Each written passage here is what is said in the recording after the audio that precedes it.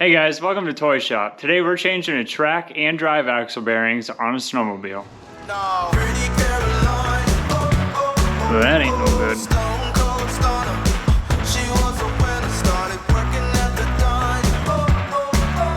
So I got the sled up in the air right there, so the track's up off the ground.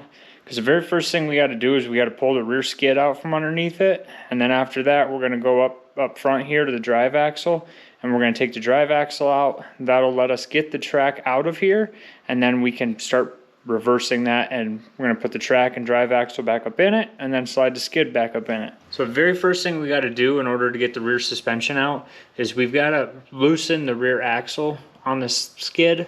And in order to do that, we got to loosen the rear axle first by loosening both of these bolts. And then what we're going to do is these bolts just push the rear axle that way. As you thread that bolt in, it pushes the axle backwards. So what we got to do is we got to take this bolt and thread it all the way out this way, or not. I don't know if we're going to go all the way with it, but we're going to have to get it back this way so we can get it out of the way. So we can move this rear axle forward, and that'll loosen up our track tension. And then we can start taking the bolts out for the skid.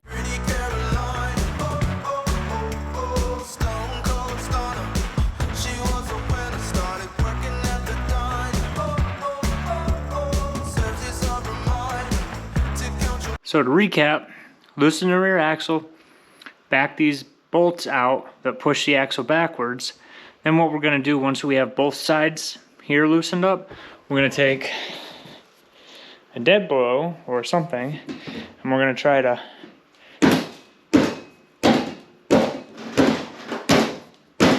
tap the rear axle back.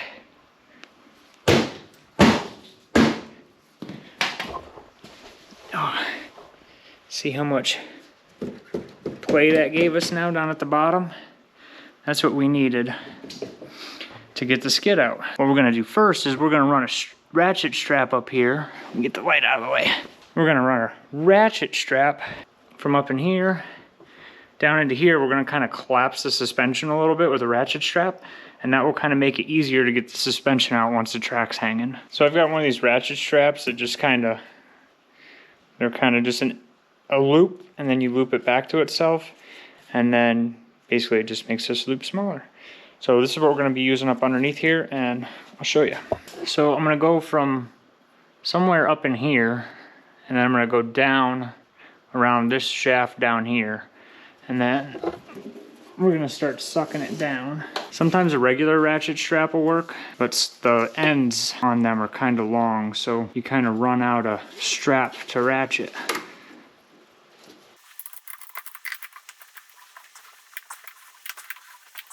So with the 4 bolts that bolt the skid into the tunnel, what I've run into issues with before was when you get one side broke loose, it's really difficult to get the other side to actually break loose. These thread into a bar that runs across, and all it does is sit inside of a tube. So if you get this side here broke loose and then you go to break the other side loose, it might break loose a little bit, but then the bar is going to spin inside the tube instead of the screw actually screwing out. It's just going to sit there and spin. So what I like to do is I like to give one side the ugga-duggas, get it broke loose, and then tighten it back up, and then go get the other side broke loose, and then I'll run that one out, and then I'll come back over and get this one run out. So sometimes I like to seize, but that's kind of your best bet to getting them out the first time. So I'm going to loosen this one, then tighten it, and then go take the other one out.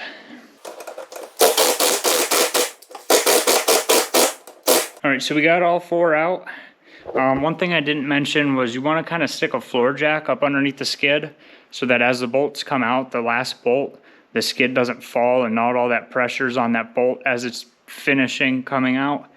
So just kind of put a little bit of pressure on it with the floor jack just so it doesn't fall. So I just got the floor jack out from underneath there because what we got to do is we got to get the skid out from inside the track. So try to get the rear end of the sled up as high as you can to give you as much room on the side to work on, because what we're going to do is we're going to pull that out of the side, and then we'll just have a loose track hanging in there, just being held in by the drive axle up front. So I'm going to start by trying to get the rear side of the skid out of the track first, and then the front should pull back out. So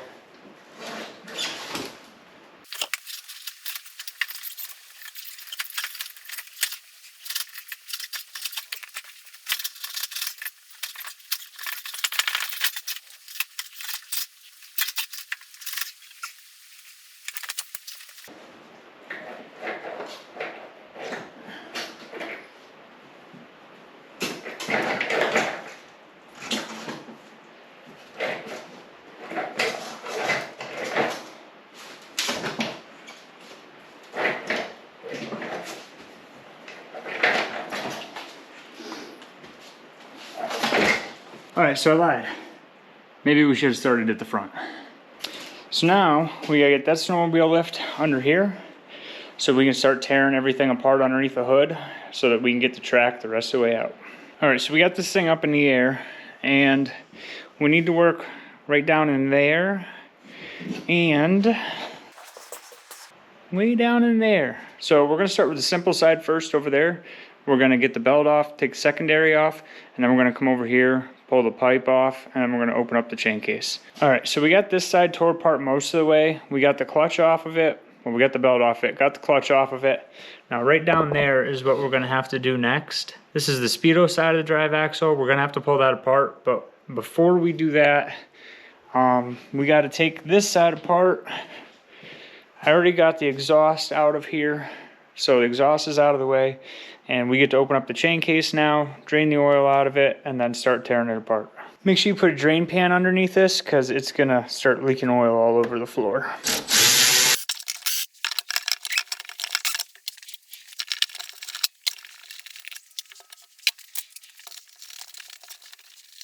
All right, when we pull this off, we want to make sure you keep your eye on the drain pan down on the floor. Make sure you're actually hitting your pan because it's gonna make a mess. So next thing we gotta do is we gotta pull the chain and sprockets off of this. You wanna back this bolt off right here that's pushing on the chain. You wanna back that off of there so we got some play here. So we're gonna take this bolt out and we're gonna take this nut off, get the chain and sprockets out of here so we can work on the axle down here. For this, I'm gonna grab the brake so it doesn't spin and break it loose.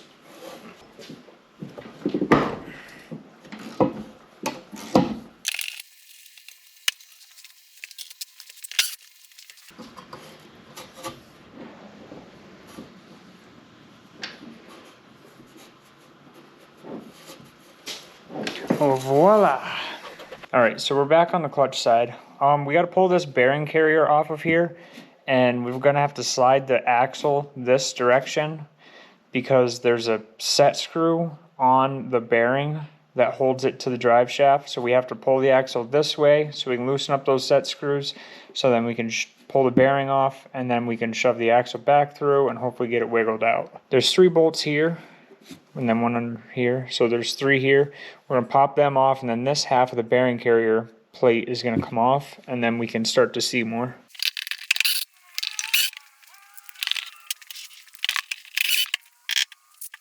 All right, so we should be able to just pop this off. All right. Now there's a little square key that goes in here that's busted off. That's usually how you know you need axle bearings in here, because this square little key, see how it's twisted off right there?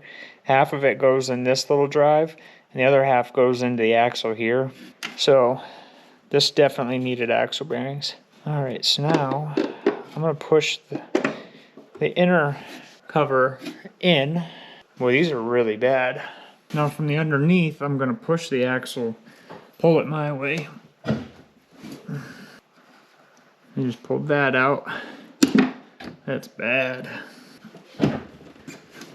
All right, so I gotta try to pick the track up and slide it that direction, and then keep pulling the axle this way. But these lugs right here inside the track kind of hold you back. So you gotta pick the track up, like it's shaped like this right now over top of that drive axle. We're gonna have to pick it up and slide it down so we can work this axle out.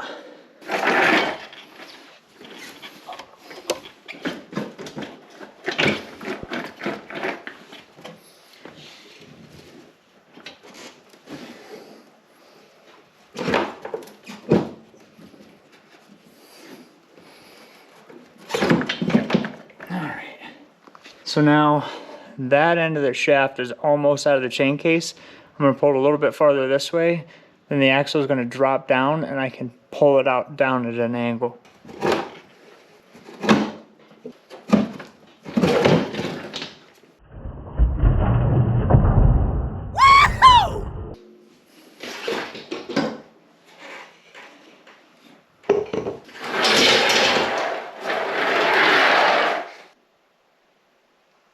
Alright, so we're changing the bearings in this, and we've got to change a bearing on the chain case side. There's a snap ring down here. I'm trying to get it up around so I can get to it.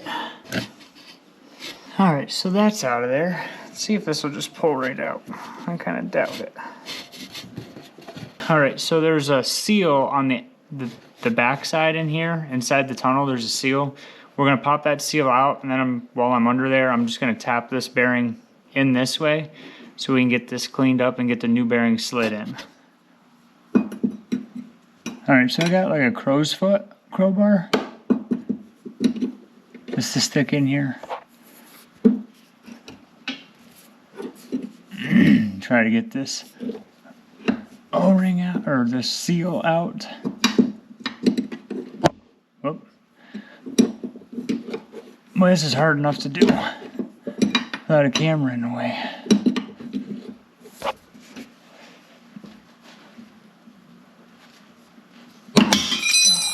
Got it. Alright, now we're going to go in here and just tap that bearing back into the sled.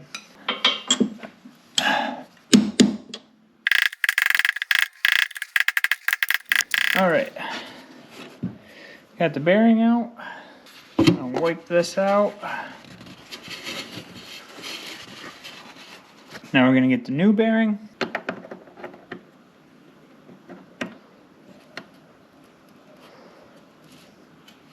Now there's not a lot of room in here.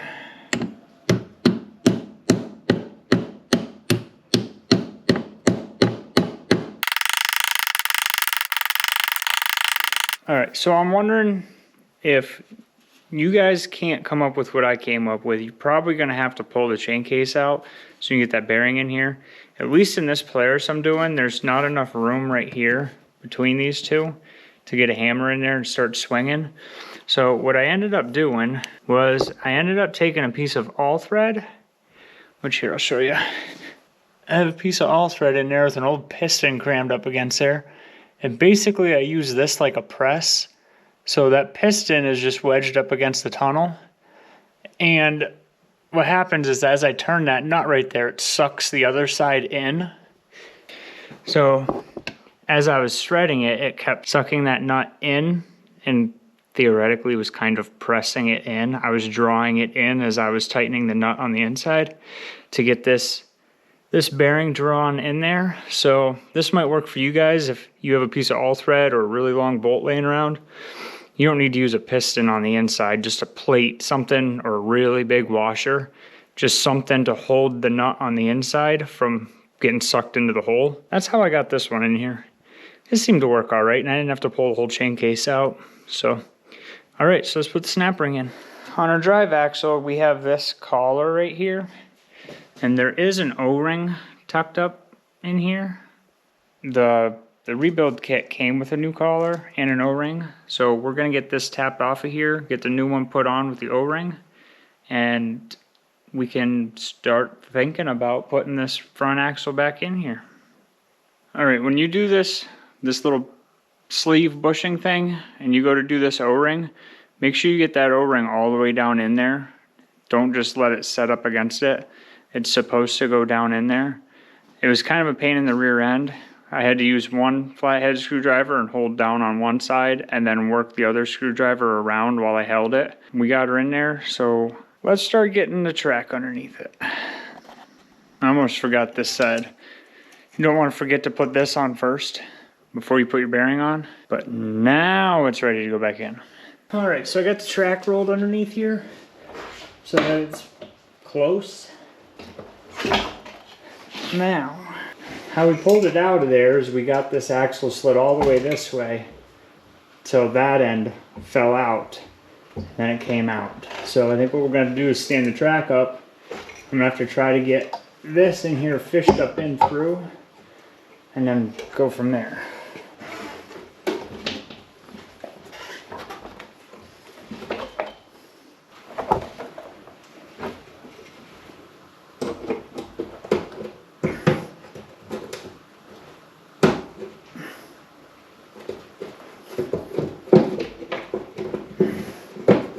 Alright, that half-ass is step one.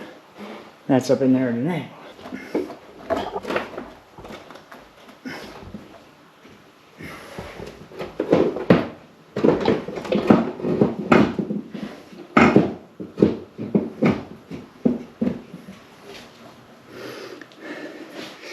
Did that really just go together that easy? Well, let's take a look. That side started in there. And that side started through there. All right, I think what we're gonna do is start to gingerly put this side together and get this side snugged up, and then that should pull all the slack out of the other side. And we can put that bearing carrier together over there, and we have the axle in.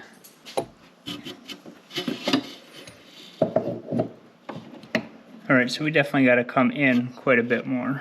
I just had to pick up on the bearing on the other side a little bit, and it slid right in. So I'm gonna put the bolt in for the bottom sprocket just to hold the axle in.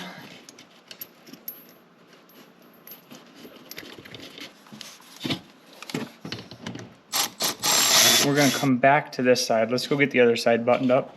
Okay, so I had stuck the nuts on down here just to hold this plate while I was dicking around. I'm gonna pull this back off. We're gonna stick this key back in here. Get it lined up with the outside cover. Finish bolting her up. We're gonna get these snugged up. We're gonna grease this side. And we're gonna go back over the chain case. All right, I torqued the bottom one down there already. So we're gonna put this top nut on.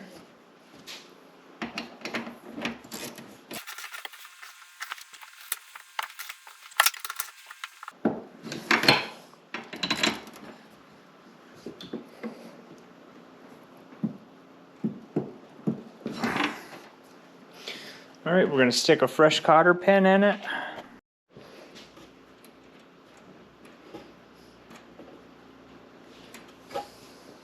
All right, we got the cotter pin in, so we gotta set the chain tension here. You wanna break loose this nut, and then all we're gonna do is we're just gonna thread the bolt in finger tight. And you don't have to like try to crank it either. I mean, once it starts to get snug, just leave it right there. Snug up this nut. Make sure this bolt doesn't turn while you're snugging up the nut. If it does, you need another wrench, just like I do.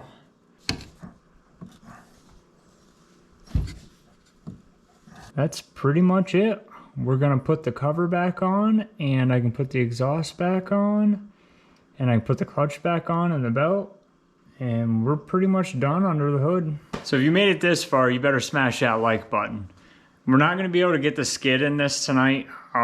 The skid needs a lot of work, so I'm gonna leave the rear suspension out of it and finish this video up. When it comes to putting the rear skid in, what you wanna do is, I would start with these bolts first. Get the skid slid back in the track. Probably put the rear idlers in first, and then get the front scooched over.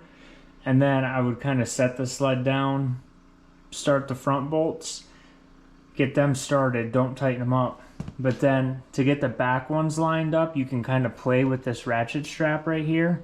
I would probably take it off at first, and then, or loosen it, make it loose, and then start to get the skid pushed up into place and see if you're off. If you're off a hole, you can use the ratchet strap to kind of pull closer to being lined up, and that should help a lot. Once we get the skid done, I'm gonna make a video on how to make sure you get the track lined up and the track tension set. So keep your eye out right there. But till next time, peace.